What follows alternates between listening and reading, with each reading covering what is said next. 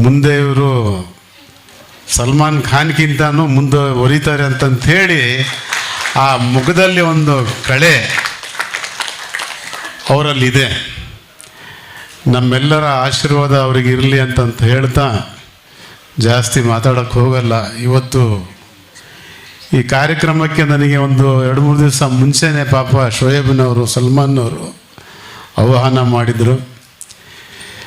ವೇದಿಕೆ ಮೇಲೆ ಇರ್ತಕ್ಕಂಥ ಎಲ್ಲ ಗಣ್ಯಾಂತರಿಗೆ ನಮಸ್ಕಾರಗಳು. ಸುಮಾರು ಜನ ಪರಿಚಯ ಇದ್ದಾರೆ, ಸುಮಾರು ಜನ ಪರಿಚಯ ಇಲ್ಲ. ನಮ್ಮ ಶಂಕರ್ ಸಾಹೇಬರು, ನಮ್ಮ ಗುರುಗಳು ಭಾಳ ಚೆನ್ನಾಗಿ ನಮಗೆಲ್ಲ ಒಂದು ಧೈರ್ಯ ಬಂದಂಗೆ ಒಂದು ಭಾಳ ಅರ್ಥಪೂರ್ಣವಾಗಿ ಅರ್ಥ ಮಾಡಿಕೊಟ್ಟಿದ್ದಾರೆ. ಜೀವನ ಏನು, ಪತ್ರಕರ್ತ ಅಂದರೆ ಏನು, ಅವ್ರನ್ನ ನಾವು ಯಾವ ಥರ ಸಹಕಾರ ಮಾಡಬೇಕು ಅನ್ನೋದನ್ನು ನಮಗೆಲ್ಲ ಅರ್ಥ ಮಾಡಿಕೊಟ್ಟಿದ್ದಾರೆ. ವೇದಿಕೆ ಮೇಲೆ ಇನ್ನೂ ಸುಮಾರು ಜನ ಇದ್ದಾರೆ. ನಾವೆಲ್ಲ ರಾಜಕಾರಣಿಗಳು, ಇದು ರಾಜಕಾರಣದ ವೇದಿಕೆ ಅಲ್ಲ. ಹಾಗಾಗಿ ಅದನ್ನು ನಾನು ಮಾತಾಡೋಕ್ಕೂ ನಾನು ಇಷ್ಟನೂ ಪಡಲ್ಲ. ಇಷ್ಟೇ ನಾನು ಹೇಳೋದು, ಈ ಕಾರ್ಯಕ್ರಮದಲ್ಲಿ ನಮ್ಮನ್ನು ಕರೆದುಬಿಟ್ಟು ಒಂದೆರಡು ಮಾತಾಡೋಕ್ಕೆ ಅವಕಾಶ ಮಾಡಿಕೊಟ್ಟಿದ್ದೀರ ಸಲ್ಮಾನ್ ಅವ್ರಿಗೂ ಮತ್ತು ಎಲ್ಲ ಗಣ್ಯಾಂತರಿಗೂ ನಾನು ಅಭಿನಂದನೆಯನ್ನು ಸಲ್ಲಿಸ್ತಾ ಆ ದೇವರಲ್ಲಿ ನಾನು ಪ್ರಾರ್ಥನೆ ಮಾಡ್ತೀನಿ.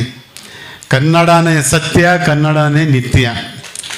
ನಮ್ಮಲ್ಲಿ ಯಾವುದು ಭೇದ ಭಾವನೆ ಇಲ್ಲ.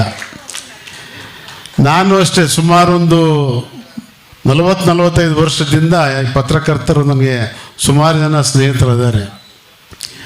ಬೆಂಗಳೂರಿನಲ್ಲಿ ಈ ಸಂಜೆವಾಣಿ, ಆಮೇಲೆ ನಮ್ಮ ಲಂಕೇಶ್ನವರು, ಸುಮಾರು ಜನ ಈ ಲೋಕಲ್ ಸುಮಾರು ಪೇಪರ್ನವ್ರು ಇವತ್ತು ಸುಮಾರು ಜನ ಬೆಳೆದು ಅವ್ರವ್ರು ಒಳ್ಳೆ ಸ್ಥಾನಕ್ಕೆ ಬಂದಿದ್ದಾರೆ.